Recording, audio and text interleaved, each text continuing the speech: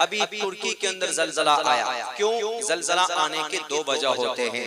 एक तो अल्लाह आजमाइश के लिए भेजता है, या तो यह है कि अल्लाह किसी गुनाह की वजह से जलजला बर्पा करता है। कुरान और हदीस का यही अकीदा है, साइंस का कुछ और अकीदा है। कुरान में इसके बारे में जिक्र है कई जगह पर। एक तो सूरह ज़िलज़ाल ज़लज़ला के ताल्लुक से ही, आखिरत के ताल्लुक से है, लेकिन बाज़ मुफस्सिरीन ने कहा कि दुनिया में जब भी ज़लज़ले आते हैं तो उससे ताल्लुक है बिअन्ना रब्बका औहा लहा, जब रब अपनी जमीन को, अपनी पृथ्वी को, अपने मखलूक को ऑर्डर देता है तो वो जमीन हिल जाती है। अम्मा आयशा फरमाती हैं कि ज़लज़ले क्यों आते हैं। अल्लाह के नबी, अम्मा आयशा रिवायत करती हैं कि अल्लाह के नबी ने फरमाया कि ज़लज़ले 3 गुनाहों से आते हैं।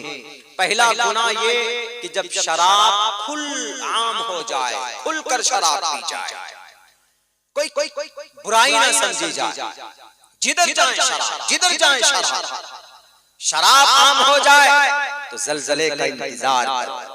शराब में क्या क्या बुराइयां हैं बहुत लोग जानते भी हैं और बहुत सारे कहने तफसील की भी जरूरत है, लेकिन इतना जरूर जानते हैं कि शराब नशा, शराब में सिर्फ शराब नहीं बल्कि हर वो चीज जिससे नशा पैदा हो जाए।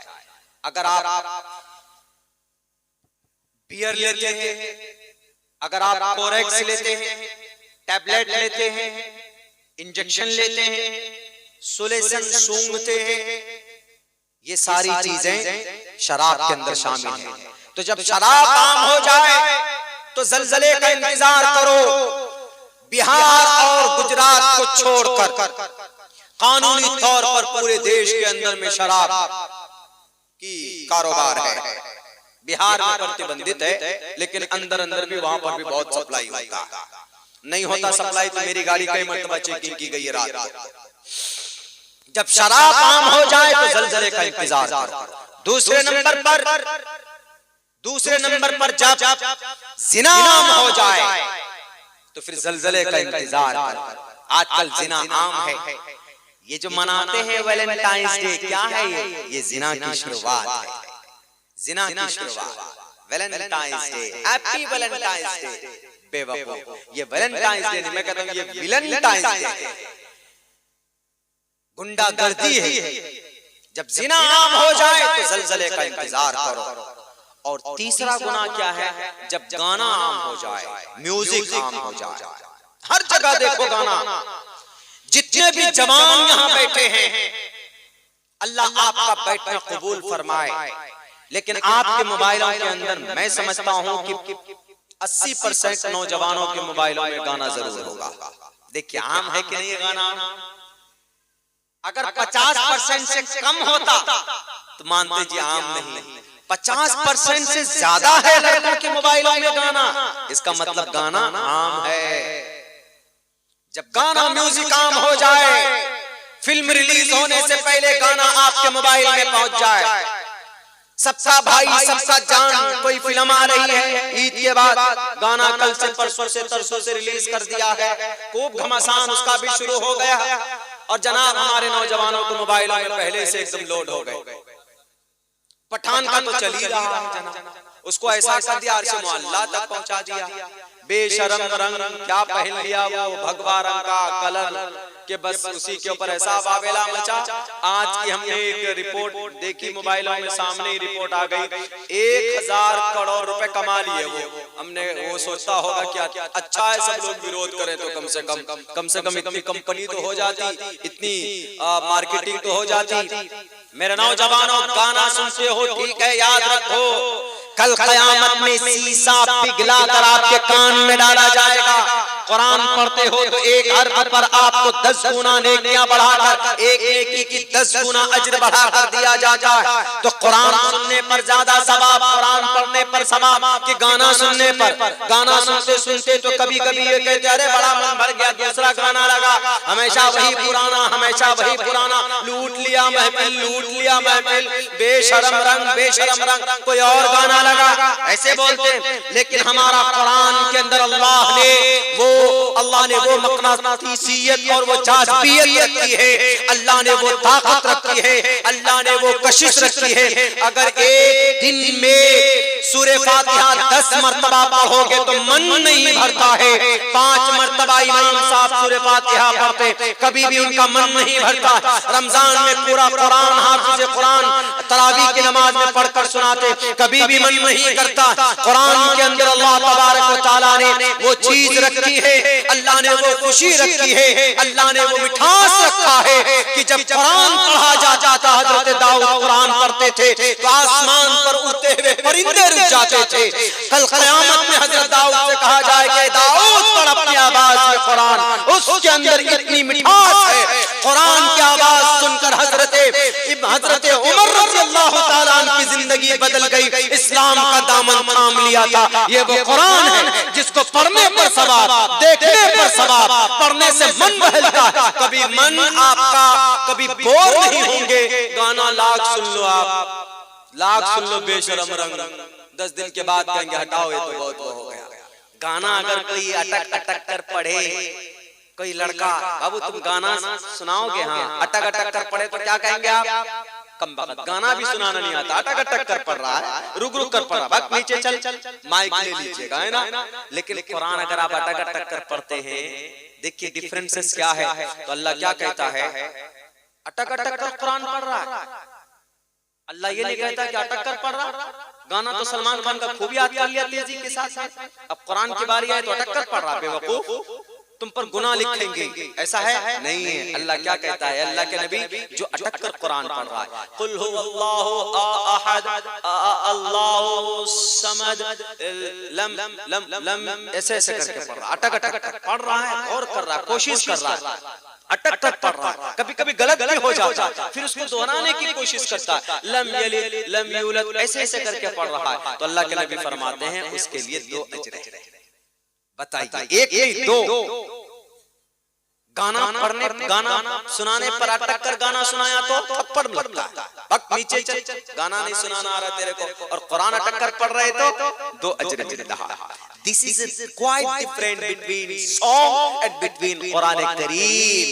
ये जब गाना आम हो जाए, 3 बीमारी, शराब आम हो जाए, जिना आम हो जाए, गाना आम हो जाए, अल्लाह के नबी फरमाते हैं, आयशा अम्मा आयशा रिवायत करती हैं, तो उस वक्त ज़लज़ले का इंतजार करो।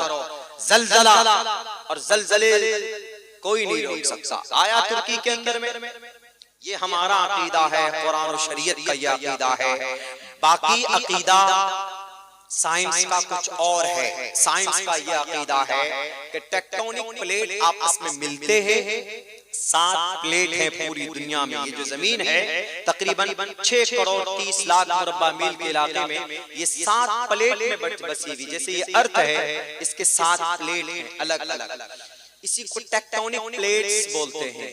और यही प्लेट जब आपस में टकराती है, मिलती है एक दूसरे से, तो जहां पर वो प्लेट मिलती है वहां पर एक कपकपाहट पैदा होती है, एक वाइब्रेशन पैदा होता है। तो वहीं से वही वाइब्रेशन जहां से निकलता है, 18 किलोमीटर दूर से तुर्की का ज़लज़ला पैदा हुआ। 18 किलोमीटर जमीन की गहराई से 18 किलोमीटर दूर से वाइब्रेशन पैदा हुआ। और जहां वो वाइब्रेशन निकलता है जिस जगह पर, उसी को एपिसेंटर बोलते हैं, उसी पर हेडक्वार्टर बोलते हैं ज़लज़ले का। वहां से चारों तरफ जब फैलता है वो वाइब्रेशन, उसी वाइब्रेशन की वजह से, पूरी प्लेट की वजह से वो पूरा इलाका हिलने की वजह से तबाह बर्बाद हो जाता है। ये साइंस का अकीदा है। जिस परत पर हम लोग बसे हुए हैं, जमीन के 4 परत हैं। जमीन 4 परत में बटी हुई है। जैसे ये जमीन है, ये एक प्लेट, ये एक परत है, परत प्लेट में एक परत, इसकी मोटाई 35 किलोमीटर दूर है जिस पर हम लोग बसे हुए हैं। 35 किलोमीटर यानी इतना मोटा है ये परत।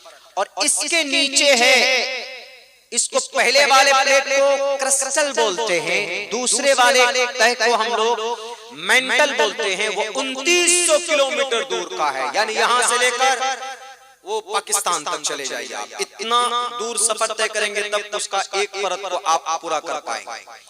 उससे और नीचे क्या है, उससे और नीचे 2900 से लेकर 5500 किलोमीटर तक वो आउटर कोर है, आउटर कोर उस परत का नाम। उसी आउटर कोर और उसी मेंटल में लोहा है। लोहा अल्लाह ने वही लोहा पैदा किया। वंज़लनल हदीद फीही बाअसुन शदीद। ये 35 किलोमीटर दूर तक कोई लोहा नहीं, उसके नीचे लोहा है।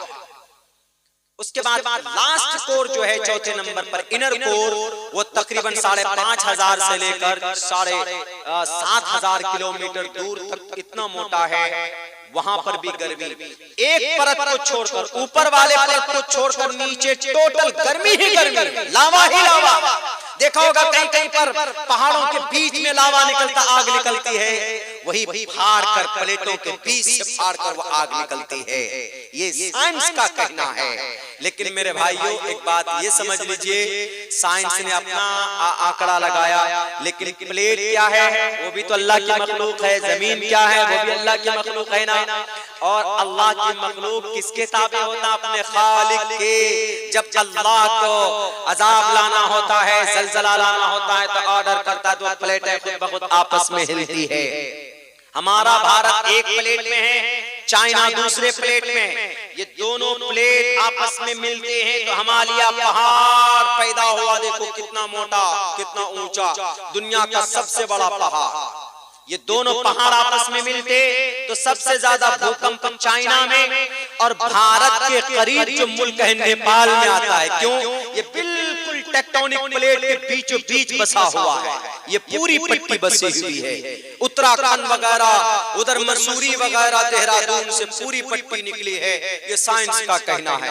अलबत्ता हम इतना जानते हैं कि साइंस भी अल्लाह के हुक्म के ताबे है। अल्लाह जब प्लेटों को ऑर्डर देता है, कोई ना कोई बहाना करके वो प्लेटें हिलती है और फिर जमीन के ऊपर अर्थक्वेक और जलजले जैसी मुहलिक बीमारियां पैदा होती।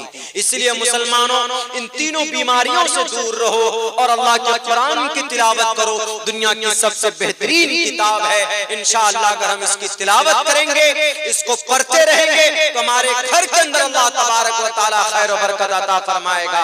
हमारे बच्चे हाफिज़ कुरान बनेंगे तो कल क़यामत में ये बच्चा हमारे लिए निजात का जरिया बनेगा।